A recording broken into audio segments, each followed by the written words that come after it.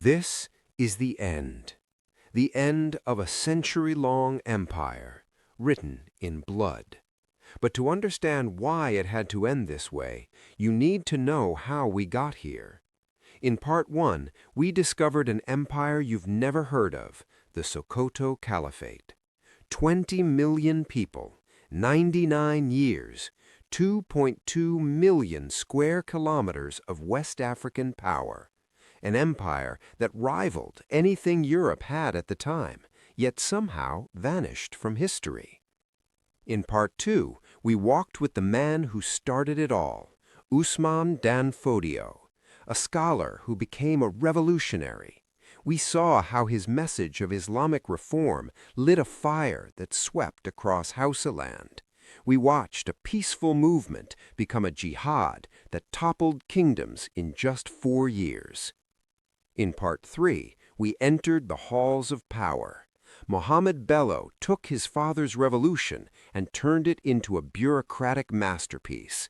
Tax systems, emirs, libraries, and cavalry charges, an intellectual explosion built on the dark engine of slavery. A state that could debate philosophy on Monday and raid for captives on Tuesday. If you haven't watched Parts 1, 2, or 3, the links are in the description box below. Go watch them. This finale will hit harder if you do. But if you're ready, let's witness the fall. So here we are, the 1890s. The Caliphate, for all its internal strains, is still the dominant power in the region.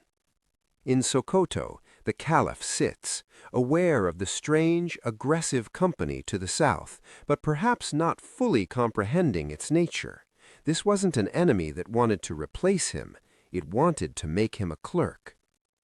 The British strategy, engineered by a man named Frederick Lugard, was insidious in its cleverness.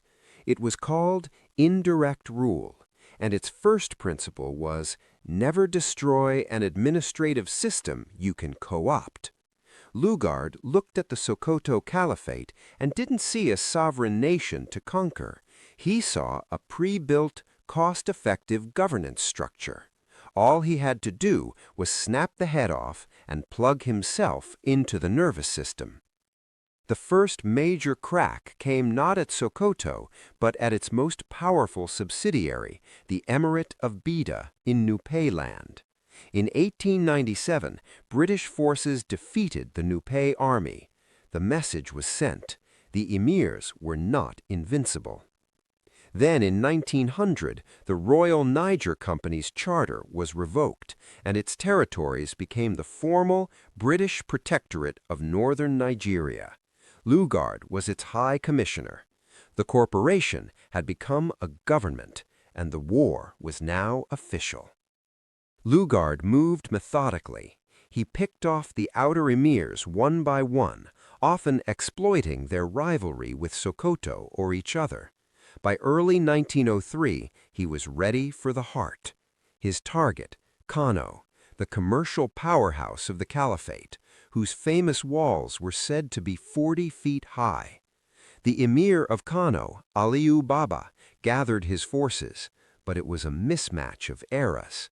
The Kano cavalry and infantry, armed with muskets, swords, and spears, faced British columns with Maxim guns, the first true machine guns, and modern artillery. The siege of Kano lasted only a few days. On February 3, 1903, British artillery blew open the gates. The massacre was terrible. The Maxim guns, as one British officer famously wrote, produced a strange effect, that of a man with a hoe cutting down a field of corn. The city fell. The fall of Kano was a psychological earthquake. If Kano, with its legendary wealth and walls, could not hold, what could? In Sokoto, panic and resolve mixed. The caliph at the time was Muhammadu Attahiru I. He faced an impossible choice. The scholarly class was divided. Some urged negotiation, seeing the technological writing on the wall. Others, the hardliners, demanded a final glorious Hijra and jihad, a repetition of the founding act, a migration to preserve the faith and fight another day. Attahiru chose the latter. He would not surrender the caliphate. He would move.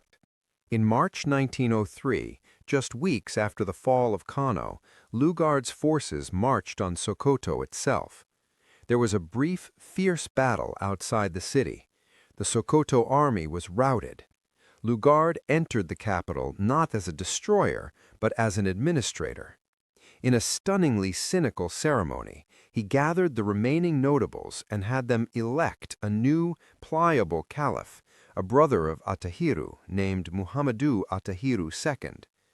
The British now had their puppet on the throne of Usman Danfodio. But the real caliph, Attahiru I, was still out there. He had fled east with a massive caravan of followers, scholars, soldiers, families, perhaps tens of thousands of people. They were heading for the Holy Land of Mecca, a journey of thousands of miles across the continent. It was a moving city of exiles, the living, breathing soul of the caliphate, refusing to submit. The British could not allow this. A sovereign caliph in exile was a banner for rebellion. They had to eliminate him. The pursuit lasted months. Attahiru's group moved slowly, burdened by civilians. Finally, on July 27, 1903, British forces caught up with them at the town of Birmi, on the banks of the Gongola River. What happened at Birmi wasn't a battle, it was a slaughter. Attahiru and his followers, including women and children, fortified the town. They were determined to make their last stand. The British surrounded it and unleashed their full arsenal. Artillery shelled the mud walls. Maxim gunfire cut down defenders who rushed the breaches. The fighting was house to house, desperate. Caliph Attahiru I was killed in the combat. His son, Muhammadu, barely a teenager, was captured. The surviving members of the Sokoto royal family and scholarly elite were taken prisoner. The caravan was shattered. The Battle of Birmi marked the true, brutal end, not with a treaty, but with a massacre. The last sovereign caliph was dead. The state born from a Hijra in 1804 died in a Hijra in 1903. Now Lugard implemented his masterstroke. He installed his puppet caliph in Sokoto, and then he issued the proclamation to the people of Sokoto. It's a breathtaking document. It stated that all political authority now rested with the British king. The caliph and the emirs were stripped of their sovereignty. But, and this is the crucial but, they could keep their titles, their palaces, their courts, and their right to administer Islamic law in personal matters. They became native authorities, glorified civil servants in a colonial bureaucracy. The British would handle taxation, the army, foreign policy, and major crimes. The emirs would handle local disputes, marriage, and inheritance. The shell of the caliphate was preserved. The soul was removed. And this finally answers the question from Part 1. Why haven't you heard of the Sokoto Caliphate? Because the British, who wrote the first modern histories of Nigeria, had every reason to downplay it. They couldn't portray the people they now ruled as citizens of a recently defeated, sophisticated empire.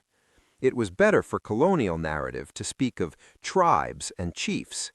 The caliphate was reduced to a Fulani conquest, a temporary disruption, now wisely pacified and integrated into Britain's civilizing mission. But a ghost doesn't die that easily. The legacy of Sokoto is woven into the fabric of modern Nigeria. The Sultan of Sokoto remains one of the two most powerful religious figures in the country, a direct lineal descendant of Usman Danfodio. The emirate system forms the basis of local government in northern states. The intellectual tradition of the Sokoto scholars is still studied in Islamic schools. And politically, it's even more profound. The British policy of indirect rule perfected on the skeleton of the caliphate, created a separate development path for northern Nigeria. It entrenched a conservative Islamic political identity, distinct from the more westernized Christian South. This divide, engineered by Lugard for colonial convenience, became a fundamental fault line in Nigerian politics, echoing in conflicts to this day. So the story of the Sokoto Caliphate doesn't end in 1903. It transforms. It's the story of how a revolutionary idea becomes a state, how a state becomes a system, and how a system can be hollowed out and used by a new power, while somehow keeping its name and shape. It forces us to look at 19th century Africa not as a passive stage for European drama, but as an active continent of its own empires, its own intellectuals, its own triumphs and catastrophic failures. The Caliphate was a giant, and its long shadow is why, even if you've never heard its name, you've felt its influence. Thanks for joining me on this deep dive into one of history's most overlooked empires. If this is the kind of history you're into, complex, unvarnished, and centrally important, then stick around. There are giants where this came from. The Kingdom of Benin with its bronzes that stunned Europe, the Aksumite Empire that minted its own coinage when Britain was a Roman backwater, the military genius of Shaka Zulu. The story of Africa is the story of empires, and we're just getting started. Let me know in the comments what part of this saga struck you most. Was it the scale, the tragic contradictions, or the brutal finale at Birmi? I read them all. Until next time.